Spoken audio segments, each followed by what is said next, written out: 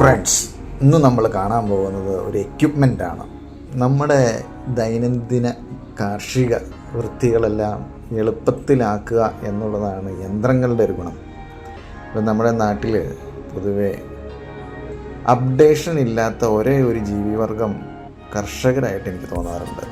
ബാക്കിയുള്ള സകലമാന ആളുകളും വർക്കിങ്ങിലുള്ള ആളുകളും അത് ഒരു ബ്ലാക്ക് സ്മിത്ത് ആയിക്കോട്ടെ, ഗോൾഡ് സ്മിത്ത് ആയിക്കോട്ടെ, കാർപ്പൻ്റർ ആയിക്കോട്ടെ, ഡോക്ടർ ആയിക്കോട്ടെ, എല്ലാത്തിനും അവരുടേതായിട്ടുള്ള അപ്ഡേഷനും ടെക്നോളജിക്കൽ ഇൻഫ്ലുവൻസൊക്കെ അതിൻ്റെ അകത്ത് വരുന്നുണ്ട്. കൃഷിക്കാരൻ അന്ന് ഇന്ന് എന്നും പഴയ വാക്കാത്തിയും കോടാലിയും തൂമ്പയായിട്ട് എന്നും തലയ്ക്കും കൈയും കൊടുത്തിരിക്കുന്ന ഒരവസ്ഥയാണ് കേരളത്തിലുള്ളത്.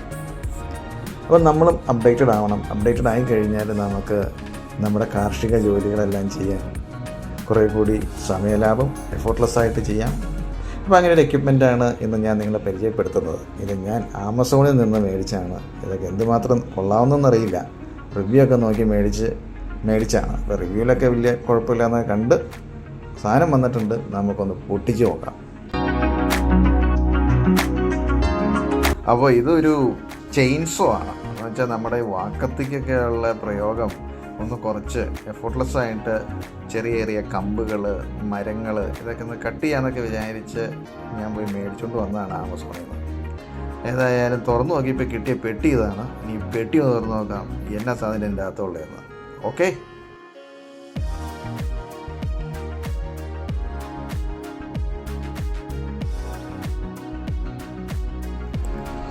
അപ്പോൾ പെട്ടി തുറന്നപ്പോൾ കിട്ടിയ സാധനം ഒരു യൂസർ മാനുവൽ കിട്ടിയിട്ടുണ്ട്. ഇനിയിപ്പോൾ അതെന്താണ് എന്നുള്ളതൊക്കെ ഒന്ന് മറച്ച് നോക്കാം. അതിനുള്ള എങ്ങനെ ഉപയോഗിക്കണം, അതിനുള്ള എന്തൊക്കെയുണ്ട് എന്നൊക്കെ എഴുതിയിട്ടുണ്ട്. എൻ്റെ കൂടെ ഒരു ടൂൾ ബോക്സിൽ ഒരു സ്ക്രൂ ഡ്രൈവർ, പിന്നെ അതിൽ ഓയിൽ കൊടുക്കാനുള്ളൊരു സാധനം ചെയിനിലെ അത് കിട്ടിയിട്ടുണ്ട്. പിന്നെ ഇതാണ് നമ്മുടെ മെഷീൻ. ഇതിൻ്റെ ഈ ചെയിൻ വെച്ചിട്ടാണ് നമ്മൾ കട്ട് ചെയ്യുന്നത്. ഒരു ബോഡിയുണ്ട്, അത്യാവശ്യം കൊള്ളാം, നല്ലൊരു ബിൽറ്റാണ്. എന്ന് വെച്ചാൽ പ്ലാസ്റ്റിക് കൊള്ളാം, മോശം പറയാനില്ല. അതിൻ്റെ ബാക്കിലായിട്ടൊരു മോട്ടറുണ്ട്, ഫ്രണ്ടിലൊരു സ്വിച്ച് ഉണ്ട്, ഒരു സേഫ്റ്റി സ്വിച്ചുണ്ട്. ആ കൈ പിടിക്കുന്ന ആ ഭാഗമാണ് ഒരു ഗാർഡാണത്. പിന്നെ മുകളിലുള്ളൊരു ബ്ലാക്ക് കളർ സാധനം അതും ഒരു ഗാർഡാണ്, നമ്മുടെ കൈയെ കൊണ്ട് മുറിയാതിരിക്കാനായിട്ട്. ആ ഗാർഡ് വെച്ചിട്ടാണ് കൈ പ്രൊട്ടക്റ്റ് ചെയ്യുന്നത്. അതായത് ഇപ്പോൾ നമ്മൾ മുറിക്കുമ്പോഴൊക്കെ കയ്യിലേക്ക് നടിച്ച് കൊള്ളാതെയും ഒക്കെ നമുക്ക് പ്രൊട്ടക്റ്റ് ചെയ്യാൻ പറ്റും എന്നൊക്കെയാണ് ഇവർ പറയുന്നത്. ഇനി ഉപയോഗിച്ച് നോക്കി അറിയാൻ ബാക്കി എന്തൊക്കെയാണ്.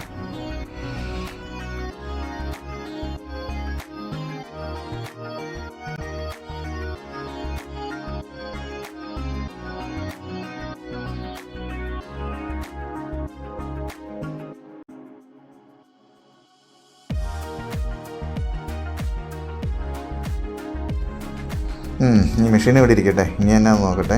ഇതാണ് ഇതിൻ്റെ ബാറ്ററി. അപ്പോൾ ഇതിൻ്റെ 2 എണ്ണം തന്നിട്ടുണ്ട്. ഒരെണ്ണത്തിൻ്റെ ചാർജ് തീർന്നു പോയാൽ അടുത്തത് ഇടാം.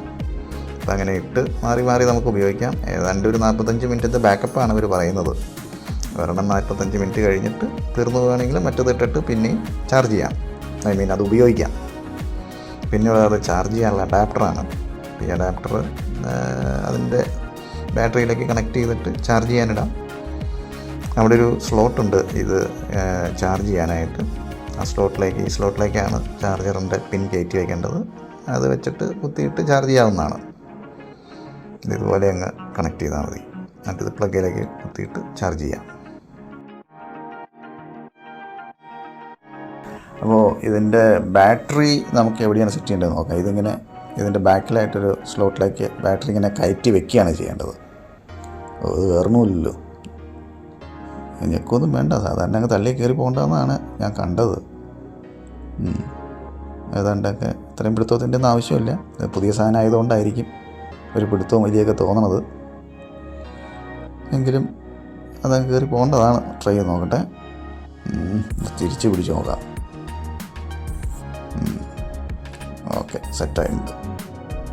ഓൾറൈറ്റ്. അപ്പോൾ ഇത് സെറ്റായിട്ടുണ്ട്. ഇപ്പോൾ ബാറ്ററി അങ്ങനെ കയറ്റി വയ്ക്കുക.